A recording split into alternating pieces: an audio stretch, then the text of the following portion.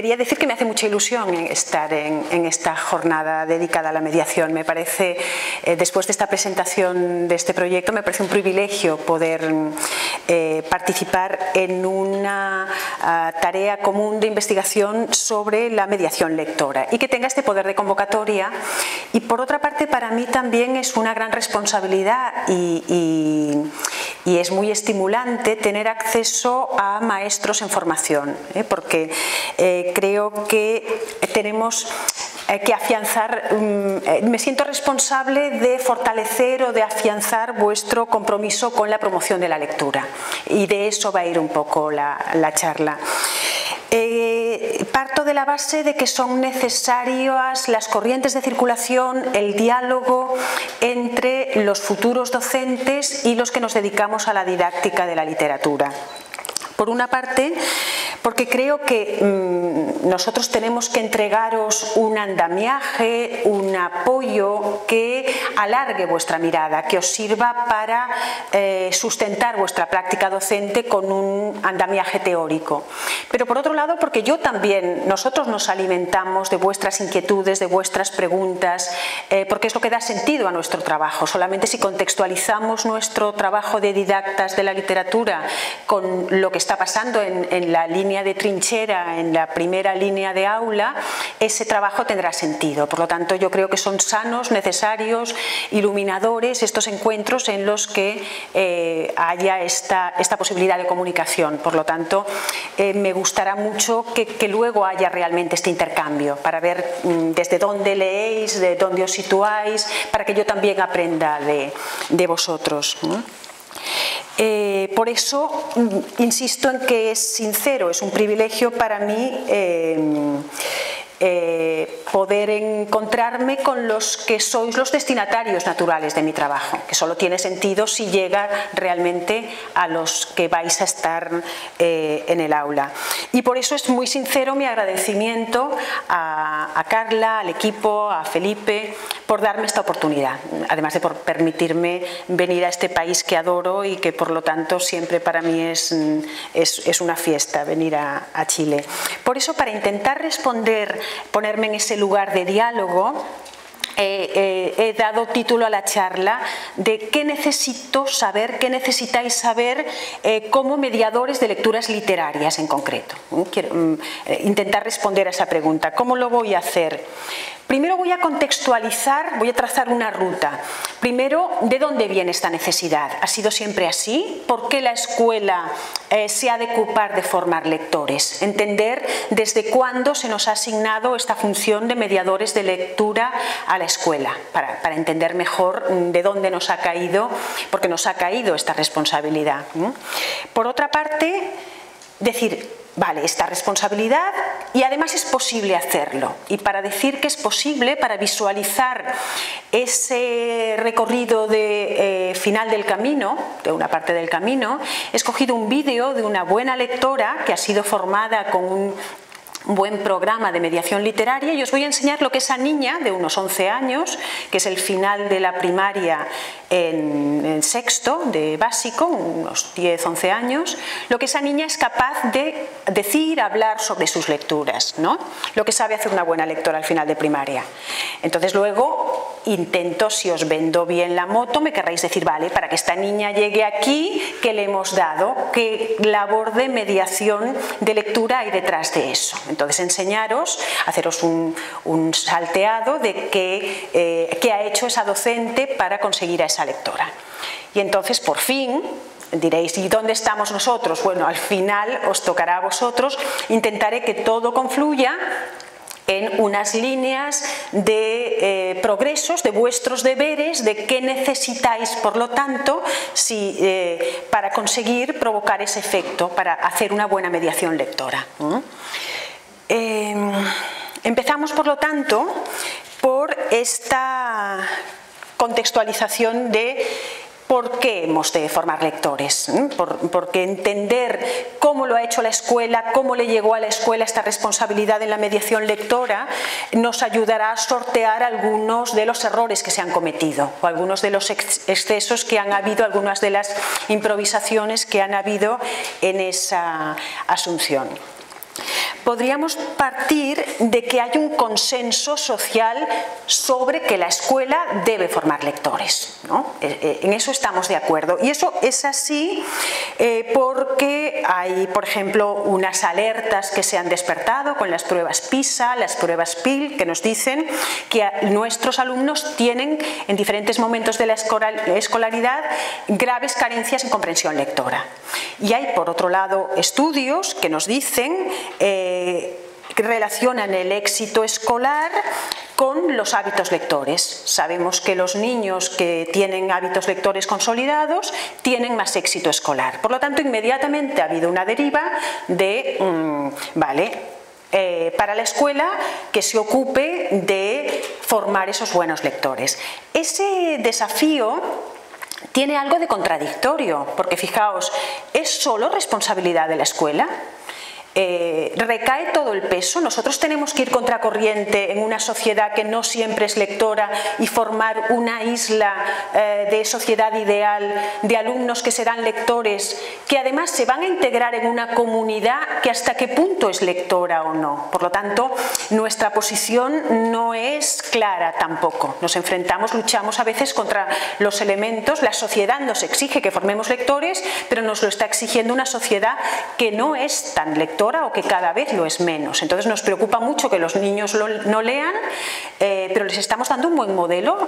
Hay espacios sobre los libros, la lectura impregna la sociedad, por lo tanto nuestra labor es un desafío, no es fácil. Y por otra parte, es un desafío porque no ha sido siempre así, es una novedad para la escuela. La escuela hasta hace relativamente poco no nos preocupaba las lecturas personales de los niños, nos preocupábamos de las lecturas obligatorias como parte de una asignatura. Decíamos, los niños venían leídos de casa, y esto más cuando no se había generalizado tanto la secundaria obligatoria, los que llegaban a la secundaria ya tenían un buen nivel lector desde sus casas. Eso, con la generalización, por suerte, de la educación, nos ha cambiado el público, que ya no viene con esos deberes hechos de casa. Esta imagen nos da una idea del nuevo horizonte que se nos abre. Nosotros queremos que esos niños lean fuera de casa, que la lectura traspase los muros de la escuela, que la lectura arraigue en sus hábitos de ocio. Insertarlos en una sociedad que sea lectora. Por lo tanto, la lectura se ha de convertir desde la escuela en una práctica social, en una práctica que ellos ejercen fuera de nuestro tiempo de influencia. Ha de arraigar en ese tiempo de ocio. Bueno, aquí he hecho una caricatura un poco cruel, siguiendo a Pavel Kuczynski, pero que lo que intento evocar con esto es cómo ese desafío aterriza en una escuela que tiene una determinada tradición escolar, una tradición con la que choca.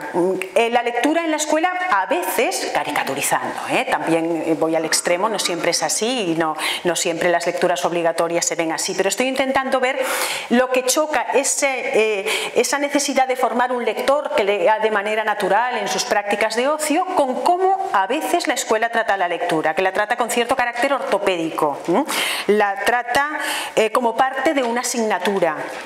Y eso entra en conflicto con la lectura como práctica social. Yo quiero que tengan libros en su habitación junto en la mesita de noche. Yo quiero que lean cuando van en el transporte público, ¿no? Por lo tanto, ese traspaso de los muros de la escuela requiere de una mediación delicada, de un contacto estimulante con las lecturas, requiere de, si yo quiero construir un hábito lector, tengo que crear un ecosistema favorable a la lectura, que choca con las tradiciones de la escuela de obligatoriedad, controles de lectura, lecturas obligatorias, exámenes de lectura. Por lo tanto, aquí tenemos dos lógicas diferentes, ¿sí? Yo tengo que propiciar un florecimiento de una modalidad de lectura autónoma que copie al máximo cómo leemos los lectores cuando leemos por placer. Pero eso lo tengo que hacer desde la escuela, que tiene su lógica de horarios, de compartimentación de tiempos, etc. Por otro lado, esa irrupción, cuando llegaron en los años 80, irrumpió en la escuela esta conciencia, esta demanda social muy fuerte de que necesitamos formar lectores, necesitamos formar hábitos de lectura, la escuela, con esa tradición más rígida, tuvo que improvisar. Entonces se fue a cierto frenesí de actividades de lo que se dio en llamar la animación a la lectura. Y en su peor sentido, la animación a la lectura acabó convirtiéndose en ese desenfreno de actividades de gincamas, disfraces de personajes novelescos, concursos de marcadores de libro, que podríamos decir, eso al final desembocaba en que los niños realmente leyeran, o se divertían mucho, los animábamos, pero los conducíamos realmente a que acabaran a solas leyendo un libro, esa actividad silenciosa que requiere cierto tiempo, requiere concentración, requiere crear un espacio propio entre el libro y yo. No siempre esas actividades dieron. Por lo tanto, podríamos... Aquí se me pasó. Bueno, aquí quería poner que hubo como dos extremos. Uno sería la escuela ante ese desafío se fue a un extremo que fue la compartimentación del tiempo escolar, la obligatoriedad, trató la lectura que tenía que formar un hábito, la trató como una asignatura escolar, y entonces ahí desnaturalizó ese sentido espontáneo, natural que debía tener la formación de un hábito lector. El otro extremo, que podríamos decir que era esta otra imagen, bueno, era el otro desenfreno, lo que Silvia Castrillón llamó animación a la lectura como mucho ruido y pocas nueces. Llenamos las escuelas de muchas actividades, pero no acabó dando nueces de formar realmente lectores. Entonces, para tener claro esto, que es lo que queremos conseguir, este adolescente absorto en la lectura, en un contexto no escolar, este será nuestro objetivo. Tenemos que tener claro que es una modalidad de lectura que la forma, porque nos han dado la responsabilidad a que seamos la escuela los que nos ocupemos, pero ha de traspasar las aulas, ha de proyectarse en esos hábitos de ocio de los alumnos. Es decir, ha de ser una práctica no formal, no evaluable, sino crecer como una práctica social. Fijaos que es un reto, por lo tanto es un desafío, y quería con esta parte tener unas pinceladas un poco a modo de caricatura, pero saber cuándo llegó y qué extremos, de qué manera se malinterpretó en un sentido o en otro. Bueno, vamos ahora a las buenas noticias. A pesar de eso, la escuela, con buenas prácticas mediadoras, consigue hacer buenos lectores, y vamos a poner un ejemplo de esa niña de unos 11 años, al final de la primaria. Caminos Lectores es una actividad que hace en sexto de primaria en una escuela de Tarrasa, en Barcelona, cerca de Barcelona, en una escuela culturalmente muy frágil, con niños con contextos familiares de riesgo incluso, que no tienen hábitos lectores. En esa escuela, esa labor persistente de uno de los miembros de nuestro equipo de investigación Gretel, que es Lara Reyes, que además de investigadora es maestra, hizo su tesis sobre su labor de mediación. Una de las actividades, de las muchísimas que tiene Lara, que también podéis leer y podéis seguirla, son lo que ella llamó los caminos lectores. Y entonces los niños de sexto de primaria ocupaban el hall de la escuela con estas huellas. Entonces ellos iban poniendo su recorrido lector. Escogían las lecturas que para ellos eran fundacionales, los que los habían configurado como lectores, y iban escribiendo entre portada y portada de los libros que habían leído la explicación de este libro me gustó y me llevó a este otro, ¿por qué tal o por qué cual? Y aquí, lo que pasa es que lo minimizaré y volvemos luego a la presentación.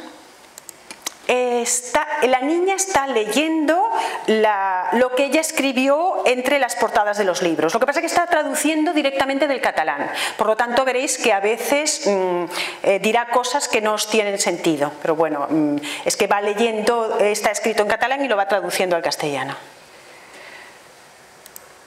La mano negra creo que es una novela muy ágil. Un tema a destacar es que en cada capítulo hay un enigma escondido que hasta que no lees el capítulo siguiente no se descubre. Hablando de enigmas y cosas escondidas, quería relacionarlo con Historia de Ava. Es una novela fascinante, aventurera, que tiene muchos aspectos a destacar. Uno de ellos es que los personajes tienen un mundo pequeño donde están ellos, creando la metaficción. Dejando la fantasía, en la siguiente novela encontraréis el realismo que pasó. Las maletas de Alfie es una novela separada en dos historias que se relacionan todas tres porque están situadas en la Segunda Guerra Mundial. Creo que es muy interesante por el tema que trata. La verdad es que, como necesitaba leer alguna novela más humorística, leí Las brujas, un clásico de la literatura infantil. Creo que te engancha mucho a causa del tema. Está muy bien escrita. Es un poco larga, pero los niños deseamos que sea todavía más larga. Me gustó tanto a esta novela que comencé a leer otro clásico. Peter Pan. A mí esta novela me gustó mucho porque tiene un poco de todo. Fantasía, humor, etc. Es perfecta. Es muy sentimental. Después de haber leído tantas novelas fantásticas, pasé al realismo. El jardín secreto es una novela especial por la protagonista, que es un personaje redondo y especial. Cuando la estaba leyendo me sorprendió que encontrase el jardín a la mitad de la novela. Es una novela que te engancha mucho, aunque los capítulos son muy largos. Fijaos qué pasa. Vamos a intentar leer lo que hay detrás de esta grabación de esta niña, de esta actividad, que para mí visualiza muy bien lo que ha conseguido una buena... aquí tenemos una lectora, y tenemos una lectora porque ha incorporado muchos aprendizajes que ahora vamos a estirar de las hebras que componen esta relación habitual que ella tiene con la experiencia de lectura. Digamos que si sabemos ver las capas de lo que ha ido integrando para tener este discurso elaborado, para hacer estas opciones críticas, maduras, fundamentadas, para componer ese bagaje de lecturas de calidad, si sabemos entender, podríamos decir, ¿es una lectora? Sí, es una lectora consolidada. ¿Por qué? ¿Qué se ha construido para llegar aquí? Podríamos decir que lo básico es que ella tiene una autoimagen lectora que sustenta su hábito lector consolidado. Ella se siente lectora, se define como lectora, y esa conquista de esa experiencia de lectura que se han asentado en su ocio, esta lectora no pensamos que lee solamente porque le van a poner un examen en la escuela, se ha integrado en su vida, en su práctica social. Eso que es tan interesante, que es nuestro objetivo y que parece tan fácil, vamos a ver qué hay. Fijaos que una de las cosas básicas es que para ella ha establecido vínculos personales con la lectura, ha tenido encuentros personales con los libros. Los libros le dicen algo, no son una asignatura escolar, forman parte de su mundo personal. Esta imagen de Bulchov nos evoca esta línea de progresión. Sabemos que lo primero que nos hace lectores es haber tenido encuentros significativos con los libros, que los libros nos hayan hablado al oído, que nos sintamos concernidos por los libros. Y para establecer ese vínculo, uno no lee, aunque es verdad que aumenta el vocabulario, pero yo no leo porque quiero aumentar mi vocabulario. Ese es un efecto colateral. Para yo engancharme a la lectura necesito que un libro me haya cogido de las solapas, como dice Golding, que me haya escogido, que me haya dicho algo, que haya dialogado conmigo, que me haya iluminado mi mundo interior, que de alguna forma me haya ayudado a entenderme a mí misma.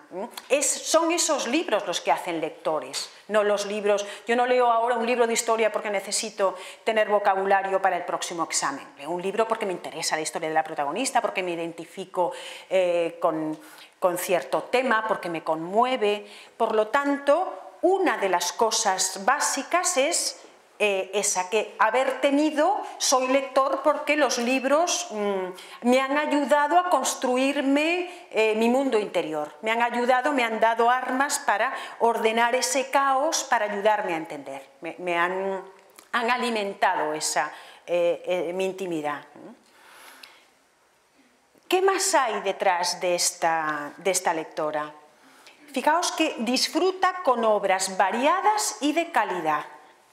Eso es básico, porque Teresa Colomer, en su libro Andar entre libros, habla de las líneas de progreso para ser un buen lector. Y una de las líneas de progreso es que ser un buen lector significa tener acceso a un corpus de obras variadas y de calidad. No es un buen lector el que solo lee novela romántica, porque esa pasión acabará agotándose en sí misma. Para que el hábito lector sea sólido, se consolide, necesito que mi mochila de libros que pueda apreciar libros de diferente tipo, porque eso es lo que me asegura la continuidad, ese paladar refinado, abierto a diferentes cosas. Y fijaos, si vemos las portadas de lo que ella ha dicho, que no es solo lo que haya leído, es los que ella escoge como fundamentales. Hay novela negra, hay novela de fantasía, hay novela realista con contexto histórico, como Las maletas de Auschwitz, que usa las maletas de los judíos como metáfora de lo que supuso el Holocausto. Hay un clásico de la literatura de humor como Roald Dahl, hay un clásico de calidad, Peter Pan, y otro gran clásico también, una novela compleja en la que se une la evolución psicológica, como El jardín secreto. Por lo tanto, esto es todo lo contrario de ese lector encasillado. Podríamos decir que si solo tenemos lectores encasillados, no vamos a formar ese lector que persista en el tiempo. Una vez que se le pase la moda, dejará de leer, se agotará en sí mismo. Otra hebra de esa lectora consolidada que os he enseñado es que es capaz de disfrutar de las lecturas de diferente manera. Hay una lectura, ella dice alguna vez, que te engancha, hay esa lectura proyectiva, fácil, que te arrastra, pero además, si os fijáis en su discurso, también ha ido formando una capacidad de lectura más distanciada. Es una lectora que paladea. Por ejemplo, es muy fino cómo discierne elementos estructurales diferentes. En La mano negra dice la resolución de cada enigma se da en el capítulo siguiente. Y ella valora que está construido así. En Las maletas de Auschwitz dice, está compuesto de historias diferentes, te está reconociendo una estructura episódica diferente, no le pone nombre, pero la está reconociendo. Y por ejemplo es magnífico cuando en El jardín secreto se da cuenta y se sorprende de que el clímax, que es saber cuál es ese jardín secreto, dice, me sorprendió que eso pasaba a mitad de la obra. Normalmente el clímax pasa al final de la obra. Y eso no solamente lo sabe apreciar y continúa la lectura, sino que sabe identificar que están quebrando las convenciones del género que normalmente reservan el clímax para el final, ¿no? Por lo tanto, eso quiere decir que ya tiene una lectura distanciada. Podríamos decir que una de las líneas de progreso de los buenos lectores es pasar, normalmente todos empezamos con esa lectura con la que nos identificamos, que nos va la vida en ello, ¿no? Que queremos que no, estamos suspendidos del libro porque nos identificamos con lo que está pasando, a esa otra lectura que te hace levantar la cabeza, que te hace pensar, esa lectura distanciada. No quiere decir, muchas veces tenemos ganas de volver a la lectura proyectiva, pero ser capaces de tener los dos tipos de vínculo con la lectura es otra de las líneas de progreso, la que llamamos eso, ampliar las maneras de disfrutar. Cuantas más formas de disfrutar de la literatura tienes, más consolidado, más persistente será ese hábito lector que nos interesa arraigar. Y para terminar esta parte, ¿qué otra cosa, qué otro aprendizaje? Supongo que a pesar de las dificultades de traducción habréis visto que tiene un discurso, para ser una niña de 11 años, bastante sofisticado, bastante elaborado sobre las lecturas. Y esa es otra de las líneas de fuerza. Un buen lector es el que sabe hablar de su hábito, el que va más allá de este libro, ¿está fome, diríais? O me ha gustado muchísimo. Nosotros diríamos, si me ha gustado mucho, es muy guay. Es un rollo, es muy guay, está fome. Si tú solo sabes decir eso de un libro, estás pudiendo analizar poco. Tu capa de análisis de la lectura es muy superficial. En cambio, si tú tienes un discurso más elaborado, quiere decir que eres un lector más maduro. Fijaos, si desbrozamos un poco, ella identifica los géneros, habla con mucha naturalidad. Este era de fantasía, luego necesitaba uno más realista, este era de suspense. Habla también de convenciones literarias. En un momento dice que hay metaficción. Metaficción, ya estamos hablando de palabras mayores, y ella lo integra con mucha naturalidad. Habla de, era un personaje redondo. Fijaos cómo el hábito de lectura, si está sustentado con conocimientos que se integran de manera natural, porque ella dialoga con los libros a un nivel profundo, nos está diciendo que ese hábito es sólido. Y, como habíamos dicho, identifica pues, estos ejemplos que os puse antes sobre la estructura, ¿no? Si el clímax está aquí, está allí, tiene un discurso sustancioso sobre las lecturas.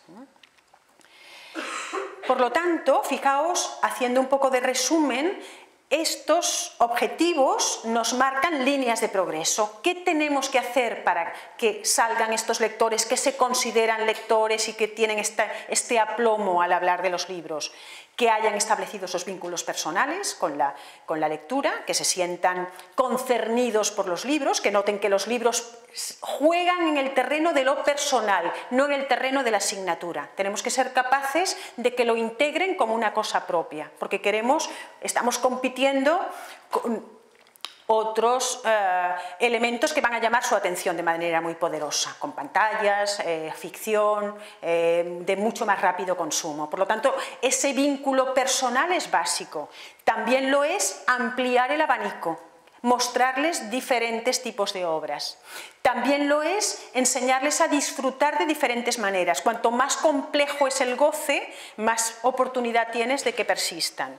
Y además tenemos que darles ese lenguaje que les dé seguridad, que les permita afianzar su imagen lectora con un lenguaje de más experto. Bien, ¿cómo lo ha hecho? ¿No? Diréis, vale, nos parece, espero que me compréis la idea de que esta es un buen objetivo, llegar a formar a esta lectora. ¿Qué tipo de mediación ha construido a esa lectora? Vamos a poner algunos ejemplos tomados. La que está en primer plano es Lara Reyes, que es esta misma profesora, por lo tanto os voy a poner las bambalinas de lo que hay detrás de esta misma lectora sin inventarlo, lo que ella realmente hace en sus clases, ¿no? Que podéis leer en algún artículo suyo. Si buscáis Lara Reyes encontraréis, es una muy buena divulgadora que además explica qué hace en sus clases de primaria. Una cosa básica, tenemos que traer la lectura a la escuela y tenemos que traer la lectura, fijaos, en la sala de clase hay un rincón en que los alumnos se descalzan para entrar, están rodeados de portadas de libros, tienen sus cojines, todos están absortos en la lectura, hay un tiempo diario para que lean, porque no vienen leídos de casa, porque fuera de casa, fuera de la escuela, cada vez no tienen padres lectores, no hay tiempo, están llenos de actividades extraescolares. Por lo tanto, si queremos que lean, debemos de ofrecerle oportunidades continuas para que lean. Y en ese espacio hemos de marcar la frontera. No puede, si conseguimos sacarlos de los pupitres, que sea un espacio que se parezca lo máximo a una relación más desenfadada, más libre con la lectura, mejor. Otra cosa básica, la docente también lee. Si yo me pongo a corregir exámenes, estoy diciendo vosotros a lo vuestro y yo a lo mío. En cambio, si yo además me muestro como modelo lector, muchos niños no han visto leer a un adulto, y ver que el adulto está absorto con la lectura, para ellos es una novedad, necesitan también ese modelo lector. Y otra cosa importante, que ese tiempo sea gradual, no empecéis con media hora, porque entonces se cansarán, sed hábiles, si introducís ese tiempo poco a poco, de manera que siempre acabéis el tiempo de lectura cuando están absortos, para difuminar las fronteras, para leer tal como leemos fuera del aula. Esta modalidad de lectura ha de alejarse al máximo de aquella caricatura que os ponía. Ellos lo han de sentir como algo que no es obligatorio, darles cierta libertad, que puedan cambiar de libro. Hay que ser muy equilibrado para copiar al máximo lo que queremos construir, que es una práctica social, libre, autónoma de relación con la lectura. Otra cosa importante, la lectura en voz alta. A veces pensamos que los niños a la que leen ya no necesitan que les leamos en voz alta. Incluso los adolescentes necesitan que les leamos en voz alta. Porque hay veces que hay el efecto Mateo que decía Carla o la pescadilla que se muerde la cola. Como yo cada vez leo poco, no tengo una fluidez lectora, y como no tengo una fluidez lectora me cuesta mucho leer, por lo que no leo, y leer sería lo que me daría fluidez lectora. Por lo tanto, hay muchos niños que, si además tengo dificultades de lectura, solo puedo leer cosas cortitas, infantiles y simples, por lo tanto no me interesa en absoluto. En cambio, si alguien me lee, puedo acceder a obras más complejas, con frases más largas, en las que no me trabo. Si conocéis la obra de Pennac, como una novela, sabéis que hay como una bajada en los índices de lectura a finales de primaria, y él siempre dice que uno de los problemas es que dejamos de leer a los niños demasiado pronto. Incluso los padres dicen, no, tú ya sabes leer, ahora lee tú por la noche, y les negamos el regalo de la lectura en voz alta. Y ese regalo, ese momento incluso familiar, ¿no?, de lectura del padre, la madre con el niño que le lee en voz alta, eso es un regalo. Todos, el instinto de encontrarte alrededor del fuego y que alguien te explique una historia, nos gusta a todos, niños, adultos. Por lo tanto, no negar ese espacio de lectura que tiene a los niños, fijaos, totalmente prendidos en esa. Por lo tanto, ese espacio de lectura se dinamiza mucho así. Otro instrumento muy potente. Han habido muchas discusiones literarias. Discusiones literarias quiere decir que todos estamos al mismo nivel. No soy yo la profe que le digo, ¿qué te parece? ¿Por qué te gustó? ¿Cómo acabó el libro? Pregunta-respuesta. Tienen que adivinar los niños lo que yo quiero que contesten. No, es un diálogo fluido de una comunidad lectora que está leyendo, que comparte, este libro me recordó al otro, este libro se parece a esto no lo entendí, y entre todos van creciendo como lectores. Además, ese espacio tiene que tener una biblioteca bien surtida y atractiva. Si yo los llevo a esa biblioteca con esos libros llenos de polvo que no se cambian, de ediciones antiguas, no voy a conseguir hacer lectores. Entonces tiene que haber una biblioteca bien surtida. Aquí veis el espacio, cómo se organiza, lo que os decía, los cojines, espacio para sentarse. Fijaos cómo está la frontera, ¿lo veis?, con los pupitres que están detrás. Esto es curioso porque, me diréis, hay veces que no se puede hacer eso. He visto en aulas de niños más mayores, de secundaria, cuando se da ese espacio de lectura, de manera natural, ellos buscan esa diferencia. Entonces se les da la libertad, algunos se sientan encima de las mesas, otros se buscan debajo de las mesas y se buscan como una mini casita reproducen ese espacio de intimidad con el libro. Por lo tanto, dar esa libertad para marcar, ahora no estamos en la asignatura, ahora estamos en un espacio diferente, es muy potente, dibuja ese espacio de intimidad que uno quiere con el libro. Y dinamizarlo. De vez en cuando en esa biblioteca se renuevan los libros, se ponen las novedades, etc. Y además hay muchas actividades formativas en torno a los libros. Se hacen catálogos de poesía, los niños recitan sus versos favoritos, hacen poemas, talleres de literarios. Una muy potente es la de la derecha, que veis que están todos en torno a los libros. Esa es una actividad que dio mucho juego en este aula, que es la de préstamo semanal. Entonces los viernes se ponen los libros, los niños se pueden llevar el libro hasta el viernes siguiente prestado a casa. Y entonces en ese intercambio de este lo devuelvo, este se lo recomendé a mi hermano, este me encantó, este no me gustó por tal cosa, eso funciona como un gran acelerador de ese hablar sobre los libros de manera espontánea. Y si a un niño le llega la recomendación, no en vertical del profe, te tienes que leer esto, sino de un compañero que le ha fascinado, yo me lo pido también, yo lo quiero. Por lo tanto, propiciar estos espacios de intercambio resulta muy potente para formar comunidades de lectores que van creciendo juntos y que se intercambian sus descubrimientos.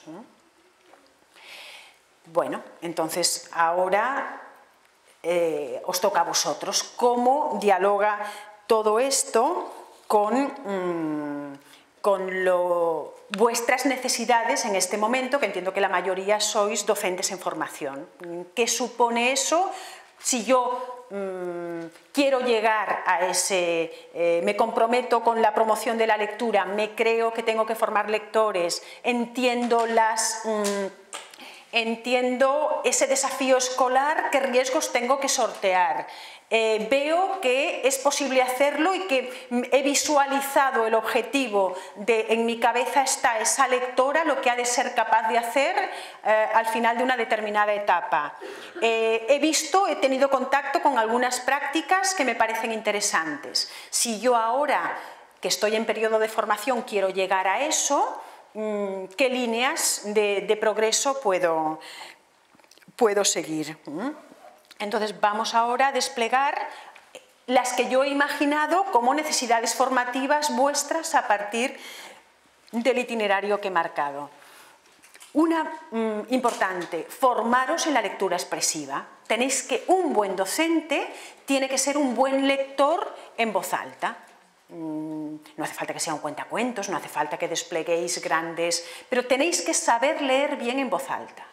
Hay un texto magnífico que además está accesible de la CRA, está accesible y es de aquí, es chileno, a viva voz, lectura en voz alta, que da consejos muy válidos sobre cómo convertirse en un buen lector. Una de las cosas básicas que os diría es leed solo en voz alta textos que os creáis, que os hayan emocionado a vosotros, que os gusten. Es muy difícil ser un buen lector de un texto que no os dice nada. Por lo tanto, lo primero es tener un bagaje de lecturas que a uno le emocionen para poderlas transmitir. Otra muy importante, saber conducir esas discusiones literarias. Esas discusiones literarias son un espacio muy potente, porque los lectores comparten, descubren juntos, aprenden a darse cuenta juntos. Y no porque el profesor me diga, mira, la estructura es esta, el tema es este, fíjate en este recurso, miraste esta metáfora, eso no me sirve, lo tengo que descubrir, lo tenemos que descubrir como comunidad para que sea realmente potente, para que yo lo integre. En ese sentido tenéis un libro que siempre recomendamos, que seguramente conocéis ya, el Dime, de Chambers. Es un libro magnífico, no sé si aquí en Chile se encuentra, ¿sí? Porque en España ya está muy agotado y no se encuentra. Dime, de Chambers, lo que hace es decir, este programa de discusiones literarias lo llevó por extenso durante mucho tiempo. Entonces va diciendo qué cosas hay que hacer. Una de las cosas básicas es, por ejemplo, dar tiempo para que contesten las preguntas. Si tú dices, haces las preguntas y pasas a otro, estás instaurando un ritmo escolar. Tienen que encontrar la respuesta acertada. En cambio, si tú hay preguntas y dejas que lo piensen, quiere decir que das tiempo a que vayan elaborando su pensamiento. No tienes este tic profesoral de miedo al silencio, de que parece que siempre una discusión literaria requiere silencios también. Chambers también dice La pregunta es tell me, dime, no por qué. Él dice, ¿por qué? Es una muy mala pregunta para una discusión. ¿Por qué te gustó el libro? Es una pregunta muy abarcadora, muy difícil. En cambio, si le dices, dime qué te gustó, dime cuándo te paraste, dime qué te costó, dime qué te llamó la atención, dime, es mucho más mucho más invitadora, es mucho menos amenazante como pregunta. Entonces, ese método, que está muy bien explicado, tipos de preguntas que se pueden hacer, pone muchas experiencias de aula, es un libro además muy ameno, que se lee muy bien y que consigue, una de las cosas, por ejemplo, él pone el ejemplo de una niña de 8 años que no era la que más hablaba en las discusiones y que ella dice, nosotros no sabemos lo que pensamos sobre un libro hasta que hemos hablado sobre él. Esto te da la medida del éxito en una discusión literaria. La discusión entre todos le ayuda a la niña a saber, a conformar entre todos lo que piensan del libro. Fijaos que la pulsión, cuando nos gusta o no nos gusta, sales de una película y a veces no sabes si te ha gustado o no hasta que no lo comentas con la persona que la ha visto. Ah, pues no me gustó eso, pero ahora que lo dices es verdad. Ir conformando ese peloteo conjunto hace que la comunidad lectora vaya creciendo y eliminamos esa cosa horizontal que la convierte en una asignatura. A ver si me acuerdo de a qué hora salió de la estación el protagonista. No son preguntas de esas las que hacen lectores, sino es esa conversación que nos hace crecer, nos hace entender más. Otra de las cosas básicas, y aquí hay que fajarse, es, claro, necesitáis un bagaje de lecturas. Tenéis que conocer muchas obras de literatura infantil y juvenil.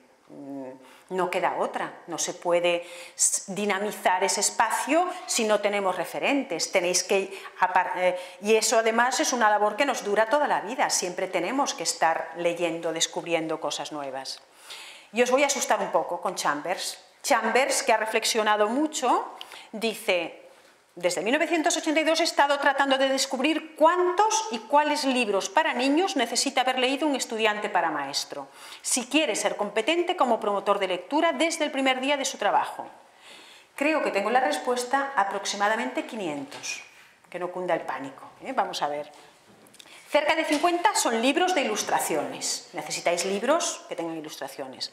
Aproximadamente 250 son novelas, cerca de 75 libros de poesía. Bueno, es decir, tenemos deberes, si queremos ser promotores de lectura tenemos que conocer el terreno que pisamos. ¿Qué lecturas? Pues tienen que haber, como él dice, narraciones actuales, pero también clásicos.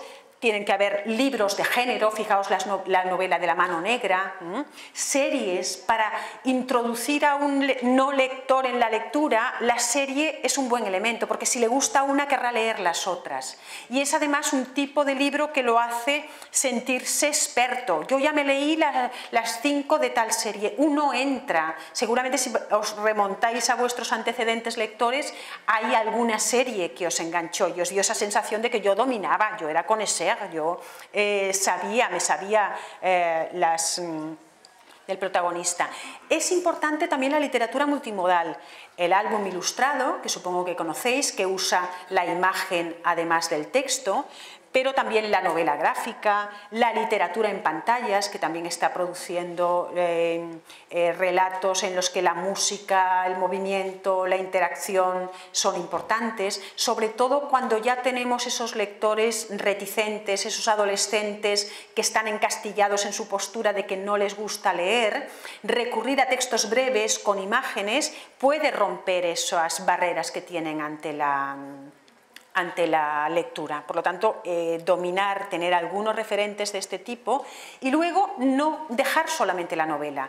También tenemos que dar poesía. A veces también hay que preocuparse por el lector raro, nosotros llamamos a veces los frikis, los marginales. No vayamos solamente a lo que les gustará a la mayoría, cuidemos también a las minorías. O a veces el teatro se da muy poco.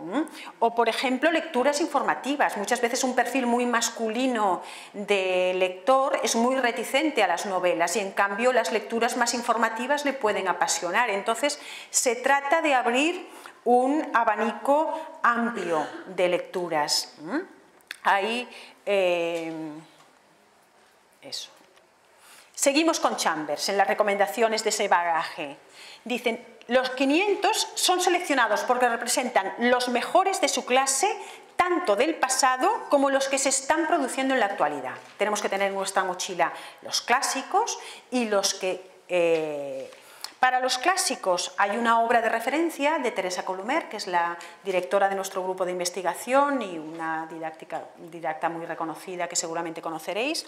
Y este libro, Introducción a la literatura infantil y juvenil, es un excelente manual que te dice las mejores obras de cada género, de cada tipo. Por lo tanto, para usarlo de referencia, de chuleta, de decir, pues este me falta, este me gustaría, te da un panorama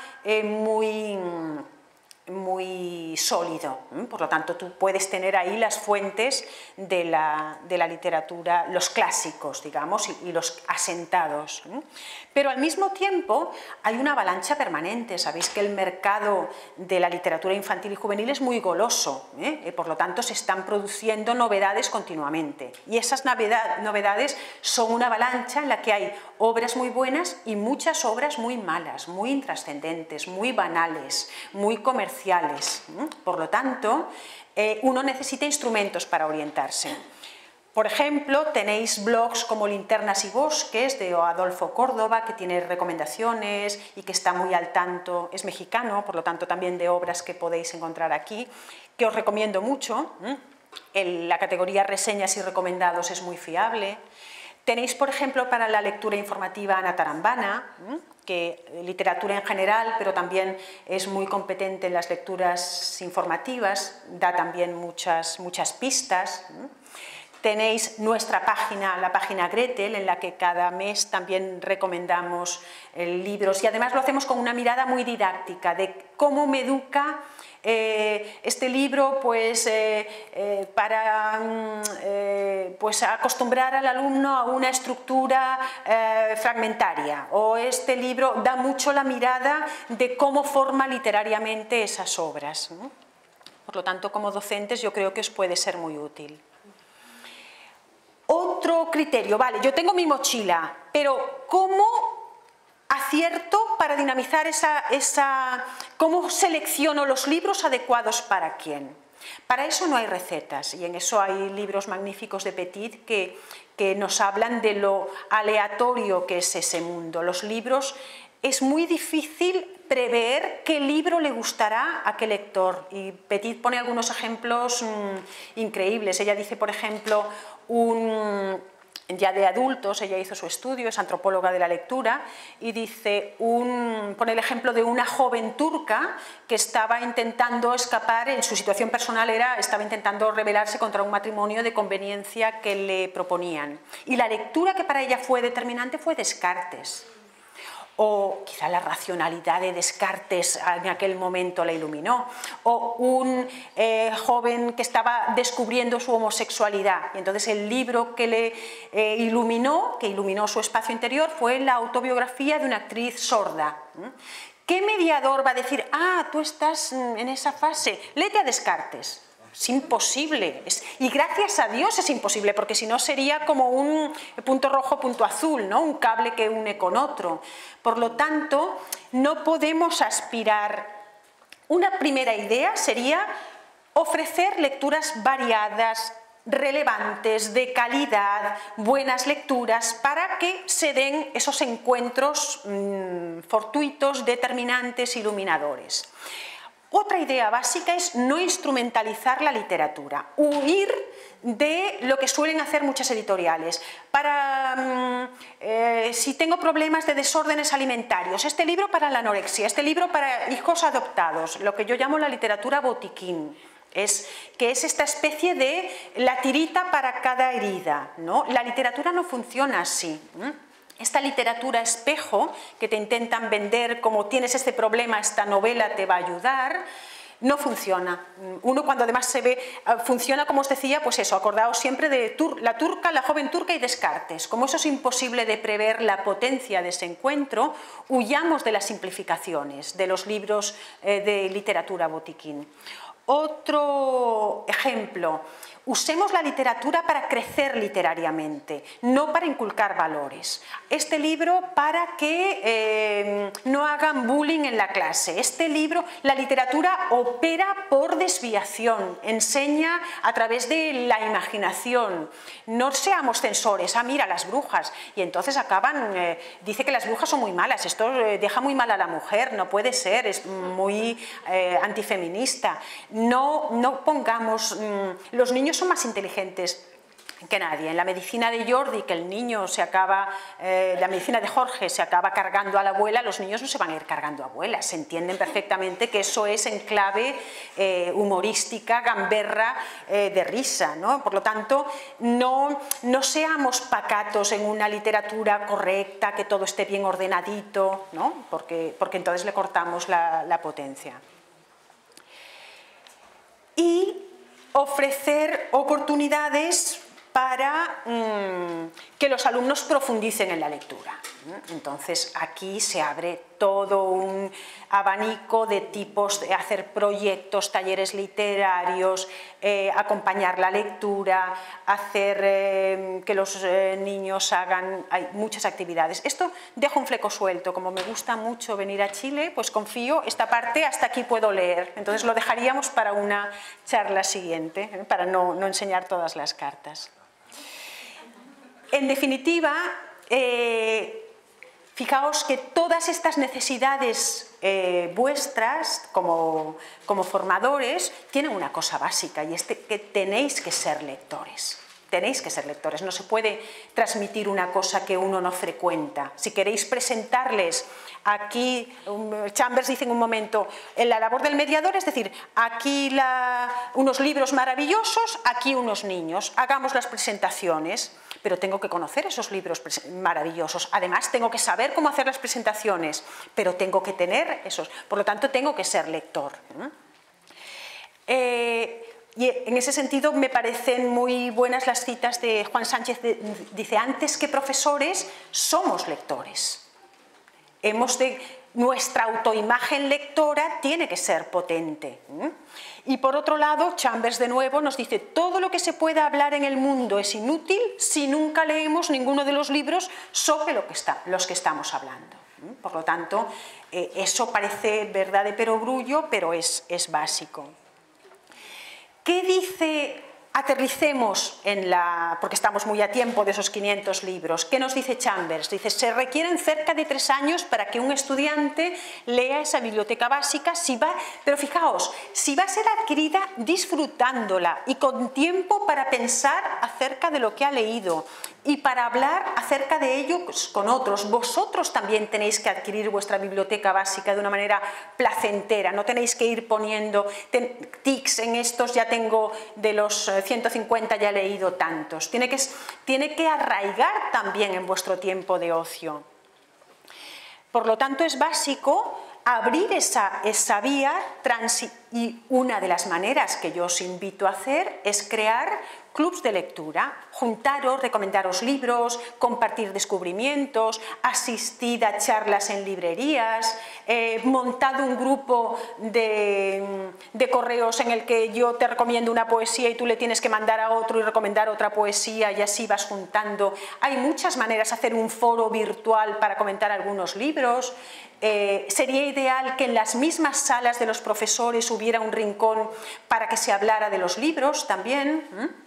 Convertir los libros en una parte de vuestra cotidianidad, de manera que vosotros atraveséis ingreséis en ese mundo de los libros, para que podáis dar la mano a vuestros futuros alumnos y hacerles ingresar también en esa comunidad lectora. Entonces, con esa invitación cierro la charla y con ganas de escuchar ahora vuestros comentarios o vuestras preguntas. Gracias.